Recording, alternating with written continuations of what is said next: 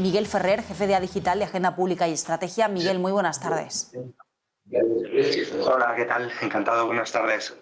Bueno, hablabais sobre cómo en ese informe, ¿no? Cómo en el año 2020, con aquello de quédate en casa y con esa digitalización a marchas forzadas que hizo falta, ¿no? En muchos aspectos, se impulsó que esa economía digital haya crecido, ¿no? Haya evolucionado hasta suponer ya en 2020 un 22% del PIB.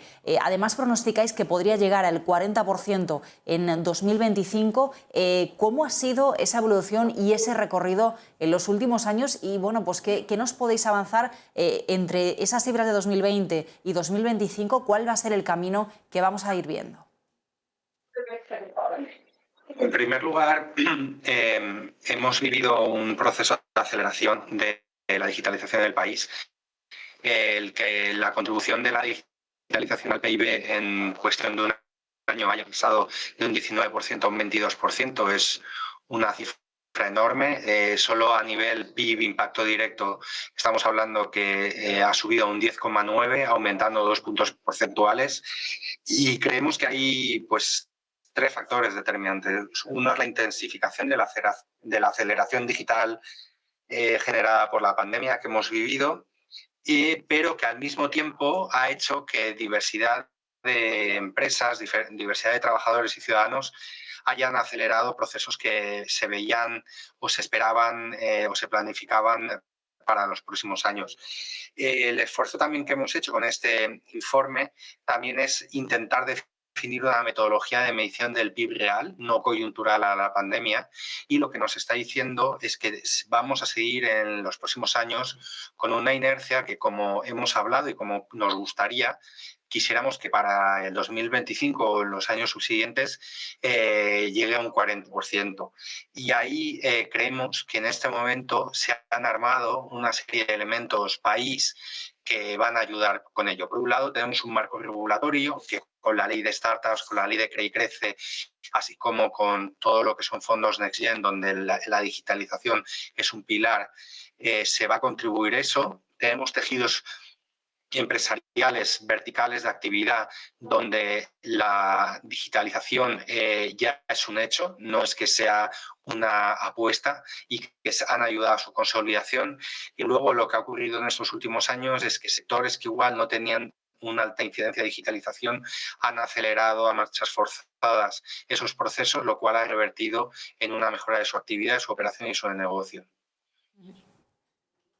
Cuando hablamos de digitalización ponemos mucho el foco en bueno, pues qué capacidades, ¿no? Tiene, por ejemplo, una empresa para hacer frente a todos estos procesos, porque al final hace falta músculo financiero, hace falta flexibilidad, hace falta tener cierta seguridad, ¿no? Y precisamente una de las claves del informe que habéis presentado es qué sucede con las pequeñas y medianas empresas. Unas pymes que suponen más de un 99% del tejido productivo, pero que sin embargo, bueno, pues no representan en el mismo porcentaje, por ejemplo, los niveles a lo mejor de productividad o de empleabilidad, ¿no? ¿En qué punto están ahora mismo las pequeñas y medianas empresas españolas? ¿Cuál sería la radiografía digital de la pyme en España? Bueno, la radiografía de la digitalización de la pyme en España es irregular, en el sentido es que depende de los sectores o de las verticales de actividad. En algunos casos la digitalización es un proceso ya incorporado en los últimos años, pero aún así hay una parte importante, hay un porcentaje importante del tejido pyme español que aún necesita acelerar toda esa transición. Y en esa transición nosotros creemos que van a haber elementos fundamentales.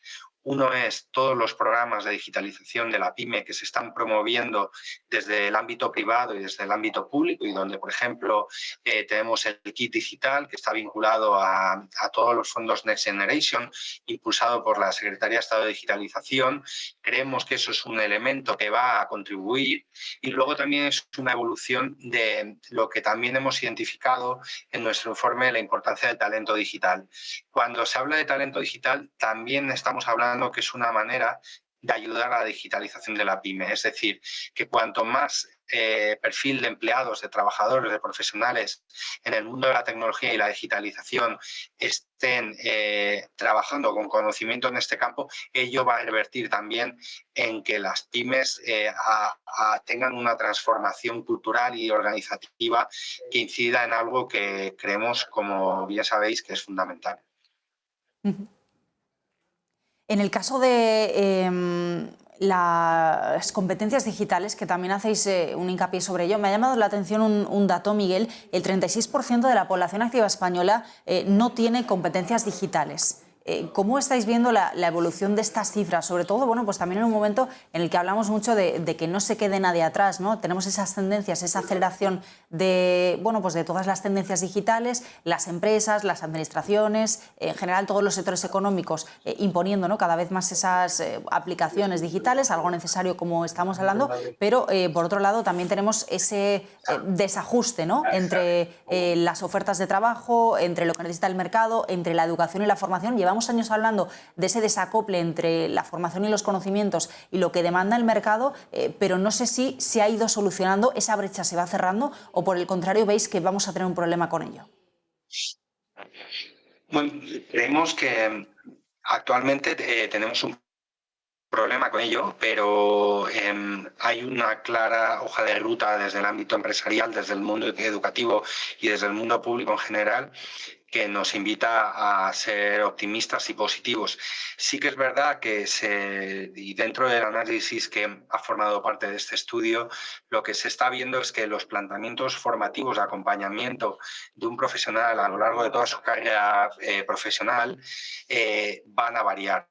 Va a haber una continua revisión. Es decir, ahora mismo una persona que esté recibiendo formación vinculado a tecnología, innovación, a trabajos que se desempeñan dentro de la economía digital, lo más seguro es que si no recibe una formación o un training que le vaya acompañando en los años siguientes, esa persona se va a ver desactualizada, ¿no?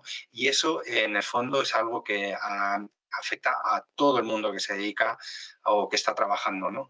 Y ahí es donde nosotros creemos que hay que establecer sistemas, certificaciones que vayan acompañando durante su carrera profesional a todo este tipo de profesionales. Y en el caso de personas que se encuentran un poco excluidas de estas posibilidades, lo que vemos claramente es que hay que definir proyectos, planes muy concretos para incidir en la inclusión de este tipo de personas que a día de hoy pueden estar fuera. Y ya por acabar, y en esto lo hemos incorporado en el informe, y de hecho nuestra asociación A Digital está trabajando de manera intensa, es en incidir en la formación de jóvenes, acompañándoles con programas específicos, sabiendo las demandas que tiene el tejido empresarial. Y en ese tema también estamos trabajando en un tipo de certificación que pueda ir renovando las cualificaciones y las capacidades digitales de los profesionales, ¿no?